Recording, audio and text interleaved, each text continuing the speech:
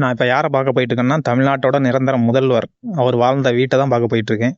நிரந்தர முதல்வருங்கிறது எதுக்கு சொல்கிறோம்? சும்மா கட் அவுட்லையும் போஸ்டர்லையும் பார்க்குற வெறும் வார்த்தை மட்டும் அது கிடையாது. உண்மையாகவே இவரை மாதிரி ஒரு ஆட்சி யாராலும் பண்ண முடியாது. ஆட்சின்னா வெறும் ஆட்சி மட்டும் கிடையாது, மக்களாட்சி பண்ணிக்கிட்டு இருந்தார். மக்களாட்சினா என்ன? மக்களுக்கு எது அடிப்படை தேவையோ அதை பூர்த்தி செய்கிறது தான் மக்களாட்சி. அடிப்படை தேவை மட்டும் இல்லை, அத்தியாவசிய தேவை. அதாவது நீரின்றி ஏமையாவது உலகம்னு சொல்லுவாங்க. அந்த நீர் இப்போ நமக்கு குடிக்கிறதுக்கும் விவசாயத்துக்கும் கிடைச்சிட்டு இருக்குன்னா அது நம்ம காமராஜர் ஐயா கட்டின டேமால தான். பெருந்தலைவர், கல்வி கடவுள், அணைகளின் அரசன், இதே மாதிரி ஐயாவை புகழ்ந்து பேசுறதுக்கு வார்த்தைகள் நிறைய இருக்குது. நான் காமராஜர் மாதிரி ஆட்சி கொடுக்கேன்னு சொல்லிட்டு எந்த முதல்வர் வேணாலும் இனி பேட்டி கொடுக்கலாம். ஆனால் அவரே மாதிரி யாராலும் ஆட்சி கொடுக்க முடியாது.